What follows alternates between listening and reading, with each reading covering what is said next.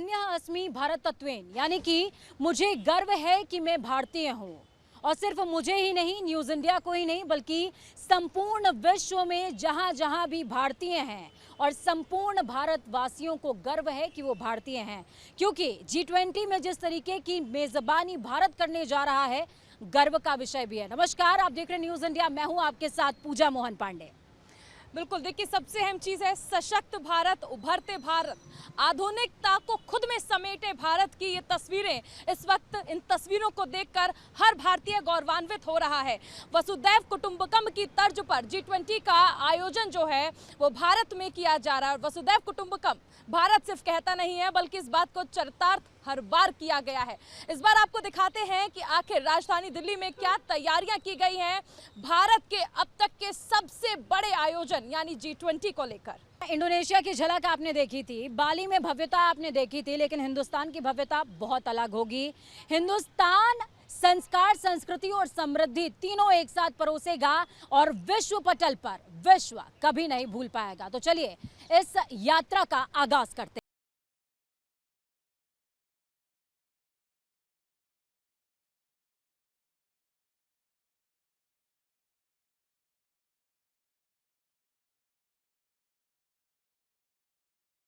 चंद्रमा पर इतिहास लिखने के बाद देश एक कदम और आगे बढ़ रहा है। G20 शिखर सम्मेलन में हम मेजबानी करने जा रहे हैं और इस बार भारत देश की राजधानी दिल्ली में वो इतिहास लिखा जाएगा जो कभी कोई नहीं भूल पाएगा। चारुल, भव्यता दिल्ली की देख करके कैसा लग रहा है?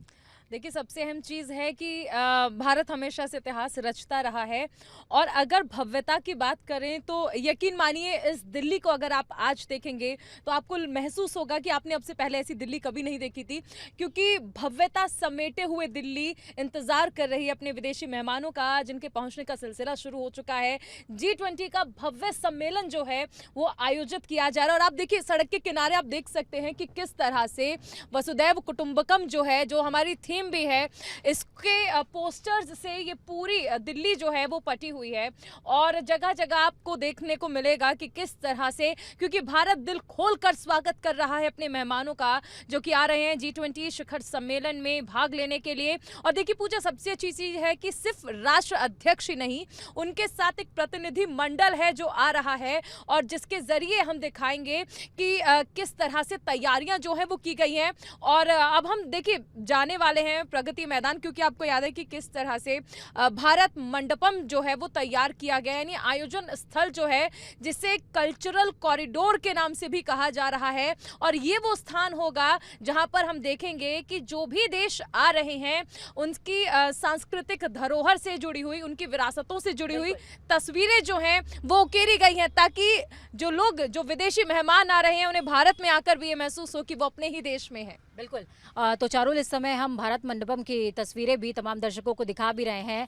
आप अपनी टीवी स्क्रीन पर इस समय जो तस्वीरें देख पा रही हैं, तस्वीरें बेहद खास और भव्य हैं।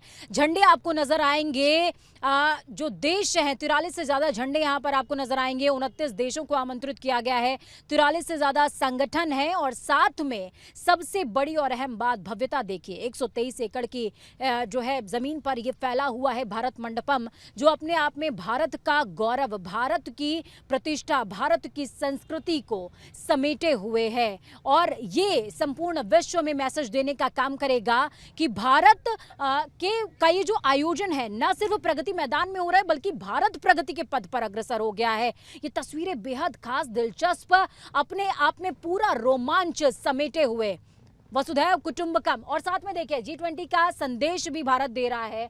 हम अपनी थीम कमल के फूल पर जो विश्व का ग्लोब नजर आ रहा है, ये अपने आप में बता रहा है कि किस तरीके से हम तमाम नकारात्मकताओं के बीच में भी किस तरीके से अवसरों पर ध्यान देना हमारे लिए ज़रूरी है। और यही वजह है कि भारत की सजावट में संस्कार भी नज़र आता है, संस्कृति भी नज़र आती है और समृद्धि भी नज़र आती है। चारों देखिए, संस्कार, समृद्धि और संस्कृति की जब बात होती है तो साथ से सुरक्षा का भी जिक्र हम करते हैं। सुरक्षा के लिए आप देख सकते हैं कि किस तरह से जो जवान हैं वो तैनात किए गए हैं और सबसे खास चीज़ है कि एनएसजी के कमांडोज जो हैं उन्हें भी तैनात किया गया है, सेना को तैनात किया गया है, क्योंकि ये वैश्विक पटल पर कार्यक्रम जो है वो जो आयोजित हो रहा है उसमें सुरक्षा में कोई चूक की गुंजाइश जो है वो नहीं है। और इसीलिए लगातार चप्पे चप्पे पर आप जो कमांडोज हैं उन्हें देख सकते हैं, जो सुरक्षा का पूरा भार जो है अपने कंधे पर समेटे हुए हैं और एक अभेद किले में तब्दील कर दिया है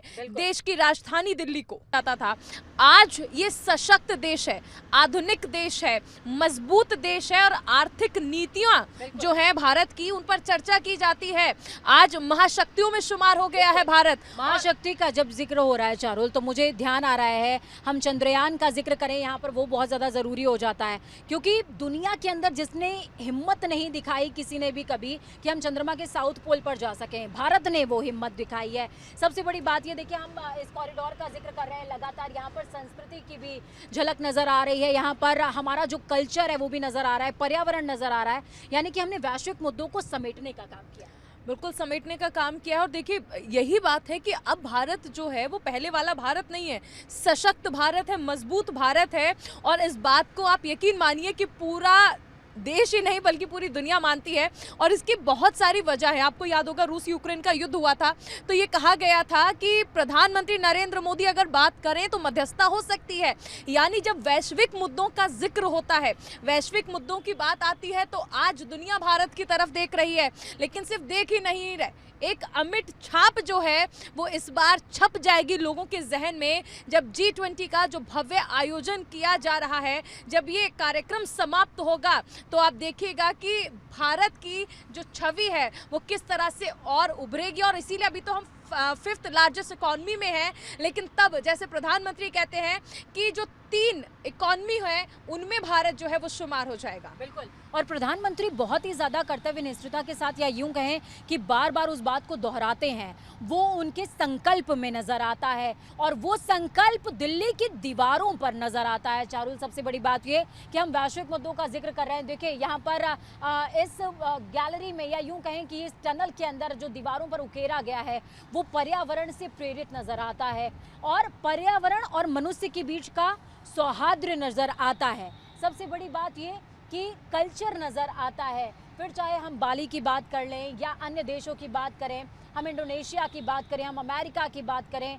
अमेरिका ताकत के लिए जाना जाता है, चीन अपने अलग प्रयोगों के लिए जाना जाता है, अलग अलग देश अपने अलग अलग प्रयोग के लिए जाना जाता है। लेकिन भारत की जब हम बात करते हैं तो भारत संस्कार के लिए भी जाना जाता है, भारत व्यवहार के लिए भी जाना जाता है और भारत साथ साथ विकास के लिए, भारत विज्ञान के लिए जाना जाता है। बिल्कुल, देखिए और इसी का हम जिक्र कर रहे हैं। लेकिन सबसे अहम चीज़ है पूजा, यहाँ ये भी समझना ज़रूरी होगा कि देखिए अमेरिकी राष्ट्रपति जो बाइडन इसमें शरीक हो रहे हैं, फ्रांस के जो राष्ट्रपति हैं इमैनुअल मैक्रोन वो इसमें शामिल होंगे, यूके से ऋषि सुनक आ रहे हैं, लेकिन चीन इसमें नहीं आ रहा है।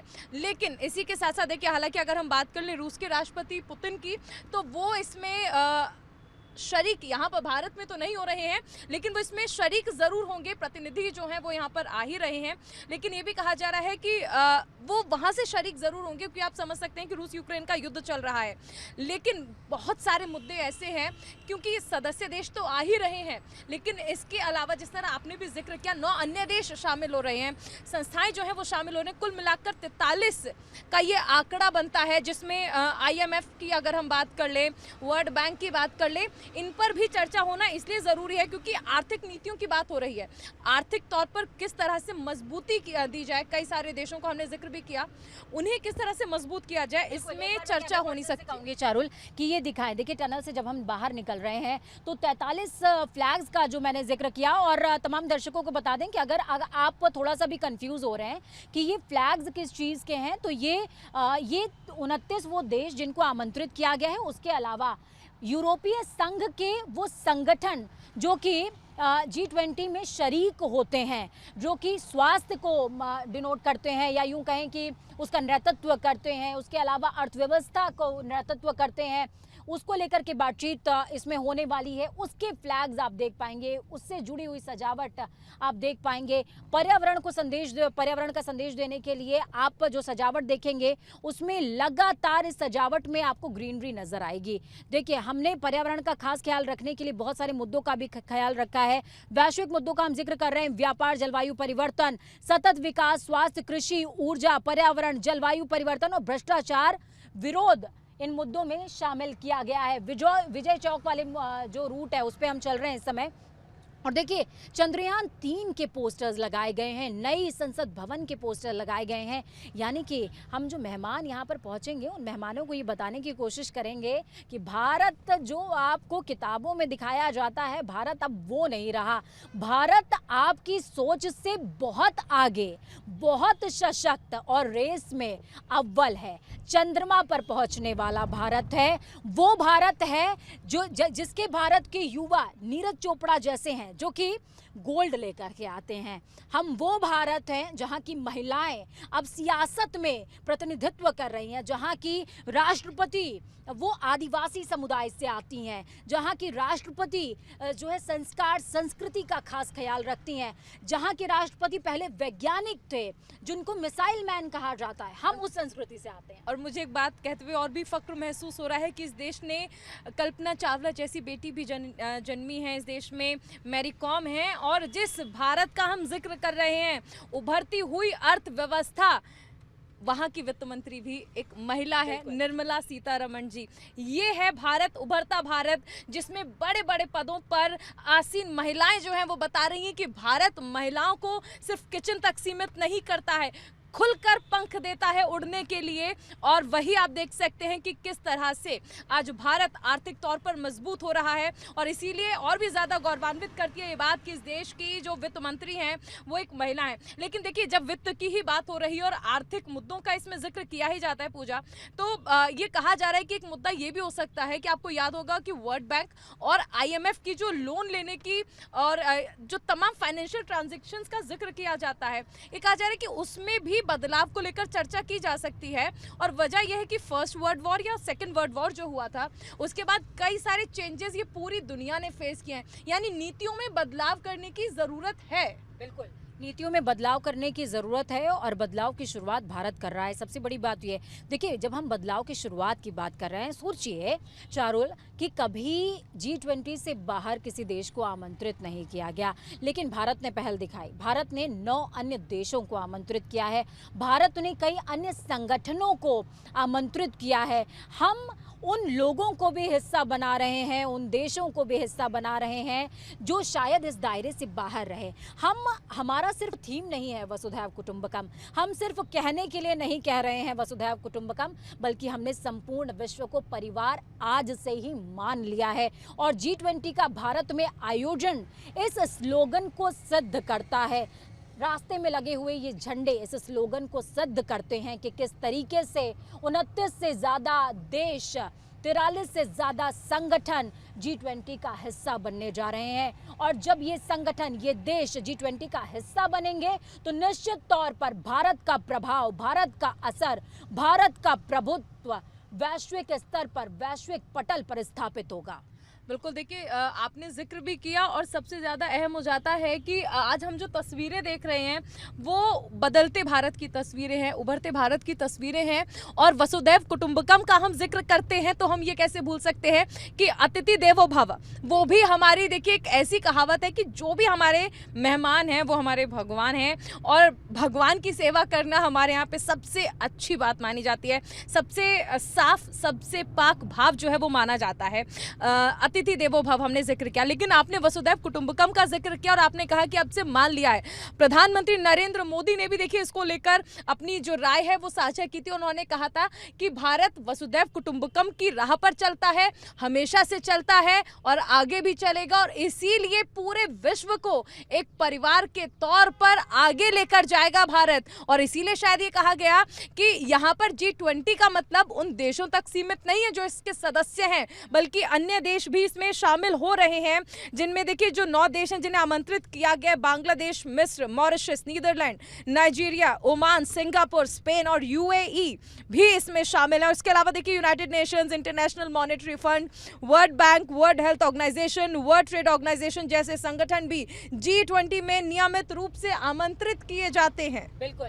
और वर्ल्ड ट्रेड ऑर्गेनाइजेशन की हम बात करें, WHO की बात करें, यूनेस्को की बात कर रहे हैं, ये तमाम वो संगठन हैं जो वैश्विक स्तर पर प्रभाव डालते हैं, नीति का निर्धारण करते हैं। और इस बार सबसे बड़ी बात ये कि जब हम नीति के निर्धारण की बात कर रहे हैं चारुल, तो नीति का निर्धारण और नेतृत्व भारत कर रहा है। हालांकि कंपलसरी नहीं होता है कि G20 में जिस तरीके के फैसले लिए जाते हैं उसको आप अपने देश में इम्प्लीमेंट कीजिए या नहीं कीजिए, लेकिन हाँ, राष्ट्र को, अन्य राष्ट्रों को बेटरमेंट का एक विकल्प खुला हुआ नजर आता है। हम रास्ता देते हैं। G20 एक ऐसा समागम है, सम्मेलन है। आपने देखा होगा हिंदुस्तान के अंदर प्रयाग का संगम लगता है, कुंभ का मेला लगता है, तो ये देश का कुंभ है, ये देशों की अर्थव्यवस्थाओं का, उनके विचारों का कुंभ है। और जब विचारों के कुंभ की बात हो रही है तो भारत से बेहतरीन नेतृत्वकर्ता कौन मिल सकता है? प्रधानमंत्री नरेंद्र मोदी से बेहतर नेतृत्वकर्ता कौन मिल सकता है? वो प्रधानमंत्री मोदी जो कि 24 घंटे 7 दिन एक्टिव मोड में रहते हैं। और बिल्कुल आरटीआई से खुलासा भी हुआ था कि देखिए जब से प्रधानमंत्री ने अपना कार्यभार संभाला है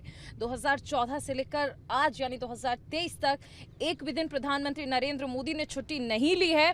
और इससे आप उनकी जो एनर्जी है उसको महसूस कर सकते हैं। अगर G20 की बात कर लें पूजा, तो देखिए सबसे अहम चीज़ है भारत, मैं लगातार जिक्र कर रही हूँ सशक्त भारत। ये बात कहने में हर कोई गौरवान्वित महसूस करता है, क्योंकि भारत अब जिस तरह अटल बिहारी वाजपेयी जी ने भी कहा था कि भारत सिर्फ एक जमीन का टुकड़ा नहीं है, एक जीता जागता महापुरुष है।